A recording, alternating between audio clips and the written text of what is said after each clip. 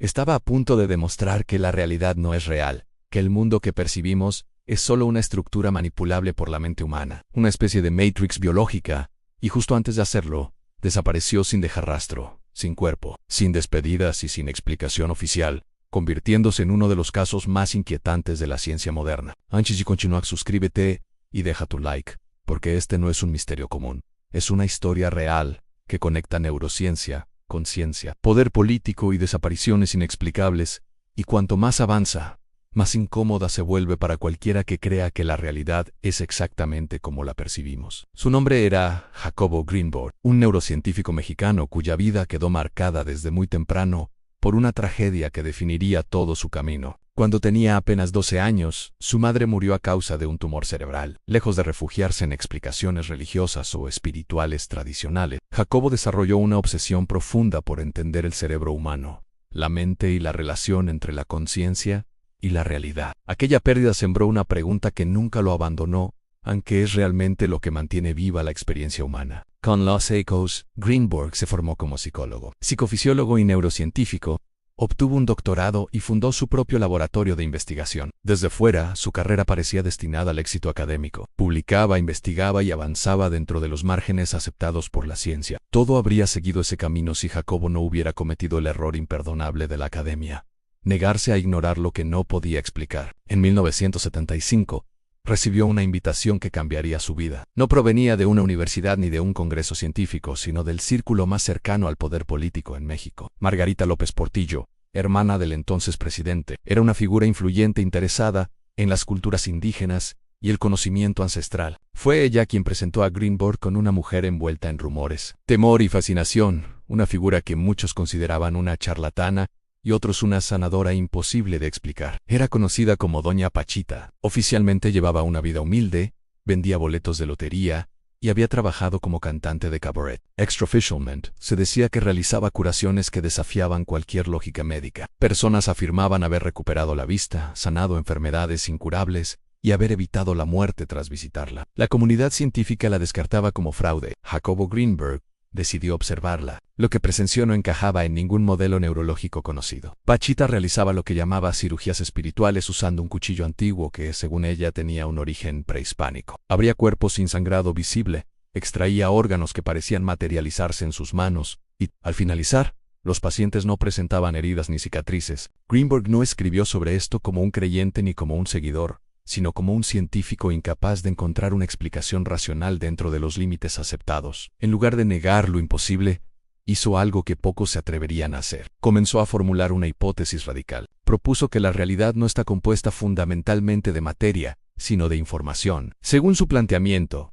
existe una estructura profunda que organiza todo lo que percibimos, una especie de matriz informacional. El cerebro humano no sería solo un receptor pasivo de esa realidad, sino un intérprete activo, y bajo ciertos estados de conciencia, la mente podría modificar esa estructura. Esta idea lo llevó a desarrollar lo que más tarde llamó la teoría sintérgica. Según Greenberg, todos los cerebros están conectados a un campo neuronal universal, una red invisible que sostiene la realidad misma. La conciencia funciona normalmente como un lector de esa estructura, pero personas entrenadas, como ciertos chamanes, serían capaces de alterar su estado mental hasta convertirse en escritores de la realidad. Bajo este marco teórico, las curaciones de Pachita no serían milagros, sino modificaciones directas del orden informacional del cuerpo humano. Estas ideas quedaron plasmadas en su obra más ambiciosa, Los chamanes de México, una colección de 6 volúmenes escritos en un periodo sorprendentemente corto. El contenido no solo documentaba prácticas chamánicas, sino que lanzaba una crítica profunda a la visión materialista occidental, a la que Greenberg acusaba de haber borrado siglos de conocimiento ancestral. Para él, la ciencia no debía servir para descartar lo inexplicable, sino para comprenderlo. La reacción del mundo académico fue inmediata y agresiva. Se le acusó de haber perdido objetividad, de romantizar el misticismo y de abandonar el rigor científico. Muchos colegas aseguraron que Greenberg ya no investigaba sino que creía. Sin embargo, Jacobo estaba convencido de que sin experimentación no había verdad, y decidió diseñar pruebas que respaldaran su teoría. Uno de sus experimentos más conocidos involucraba a 2 personas conectadas a electroencefalogramas. Ambos meditaban juntos durante un tiempo, con la intención de sincronizar sus estados mentales. Luego eran separados en habitaciones distintas. A uno se le exponía estímulos visuales y sonoros intensos, mientras el otro permanecía completamente aislado. Los resultados mostraron que, En aproximadamente una cuarta parte de los casos, la actividad cerebral de ambos sujetos reaccionaba de manera simultánea, como si el segundo percibiera estímulos que no estaba recibiendo físicamente. Para Greenberg, esto demostraba la existencia de un campo informacional compartido, una conexión real entre conciencias humanas, una base científica para lo que muchos llamarían una Matrix real. Para la academia, era un experimento fácilmente manipulable y carente de controles suficientes. La crítica era clara en afirmaciones extraordinarias, requerían pruebas extraordinarias. Jacobo aceptó ese desafío. Anunció que realizaría un experimento definitivo, uno imposible de desacreditar. Planeaba meditaciones simultáneas en continentes distintos, con múltiples observadores independientes y registros abiertos. Una prueba que demostraría de una vez por todas que la conciencia humana puede influir directamente en la estructura de la realidad. Pero ese experimento nunca ocurrió. El 8 de diciembre de 1994, Jacobo Greenberg desapareció. No dejó cartas, no avisó a colegas. No hubo despedidas. Dijo que viajaría a Katmandú, Nepal, para participar en una serie de meditaciones, pero no existen registros migratorios que confirmen que haya salido de México. Días después, no se presentó a su propio cumpleaños, y con el paso del tiempo quedó claro que no se trataba de un retiro voluntario. Ahí comienza el verdadero misterio, uno que conecta su investigación, intereses gubernamentales, y la posibilidad inquietante de que Jacobo Greenberg se acercó demasiado a una verdad que nunca debió demostrarse. Lo que siguió a la desaparición de Jacobo Greenberg fue un vacío lleno de contradicciones, silencios oficiales y pistas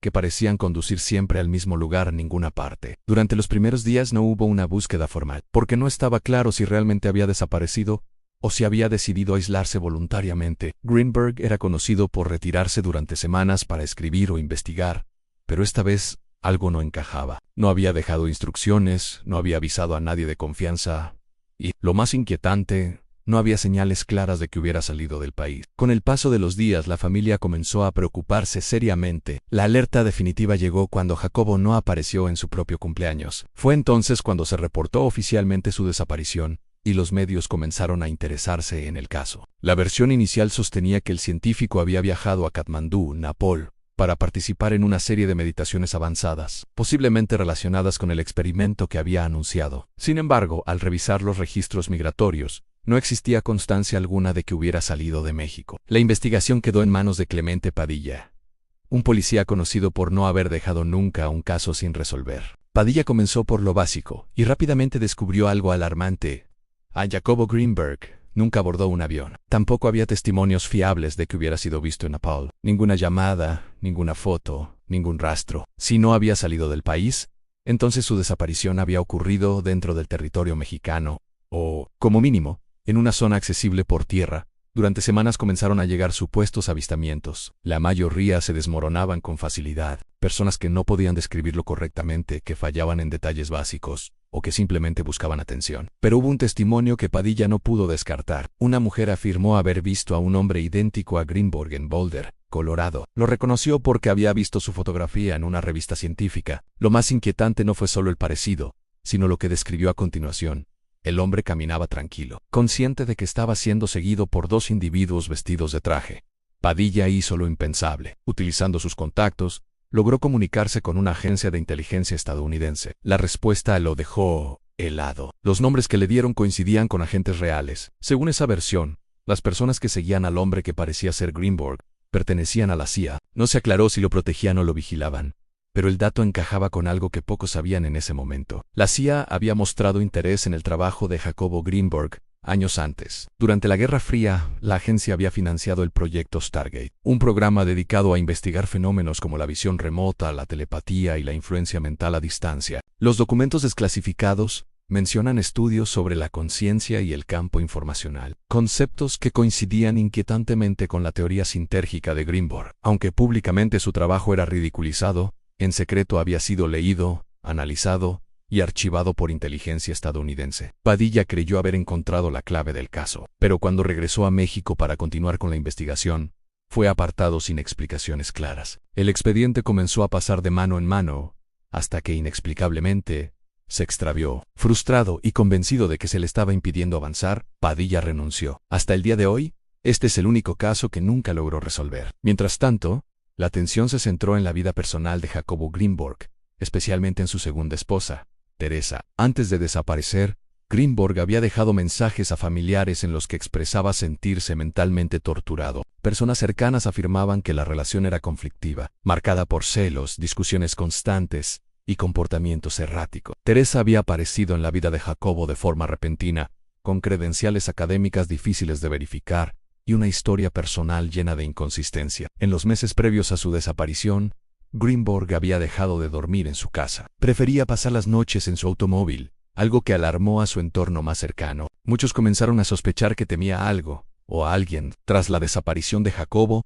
Teresa dio versiones contradictorias. A algunas personas les dijo que él había viajado dentro de México, a otras que se había ido a Napal con ella. Tiempo después fue vista sola en distintos puntos del país, y exactamente un año después, Teresa también desapareció sin dejar rastro. Con el paso del tiempo, las teorías se multiplicaron. Una apuntaba directamente a una intervención gubernamental, ya fuera mexicana o estadounidense. Otra sugería que Greenberg había sido eliminado para evitar que su experimento se llevara a cabo. Sin embargo, esa hipótesis tenía un problema evidente.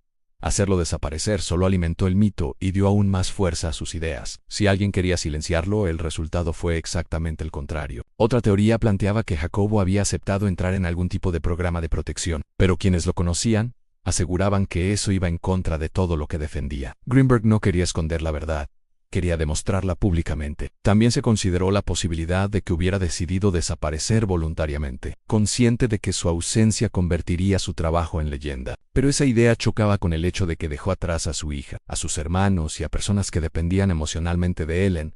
Y entonces surge la teoría más inquietante de todas, la que muchos consideran imposible y otros inevitable. La idea de que Jacobo Greenberg logró exactamente lo que buscaba al abandonar la estructura de la realidad que intentaba demostrar. Algunos recuerdan que doña Pachita había desaparecido en varias ocasiones cuando era perseguida por las autoridades, reapareciendo años después sin haber envejecido. Greenberg había estudiado esos episodios con atención. Si su teoría era correcta, si la conciencia podía alterar la matrix informacional, entonces desaparecer no significaría morir, sino salir del sistema. No existe evidencia científica que respalde esta hipótesis. Tampoco existe evidencia definitiva que la descarte. Los experimentos de Greenberg no han podido replicarse con los mismos resultados. Sus notas, gran parte de su trabajo y registros completos desaparecieron junto con Elan, y sin embargo, muchas de las ideas que defendió han resurgido décadas después bajo nuevos nombres, promovidos por físicos, filósofos y tecnólogos que hoy se atreven a hablar abiertamente de la hipótesis de la simulación. Han pasado más de 30 años desde su desaparición, y el caso sigue oficialmente sin resolverse. Jacobo Greenberg no dejó cuerpo, no dejó pruebas finales, no dejó conclusiones cerradas. Dejó preguntas, y quizá ese sea su legado más perturbador, porque su ausencia funciona como una demostración silenciosa de su propia teoría. Que algo no pueda encontrarse no significa que no exista. A veces, solo significa que está fuera de nuestro alcance. Tal vez Jacobo Greenberg se acercó demasiado a una verdad que la ciencia de su tiempo no estaba preparada para aceptar. Tal vez fue silenciado.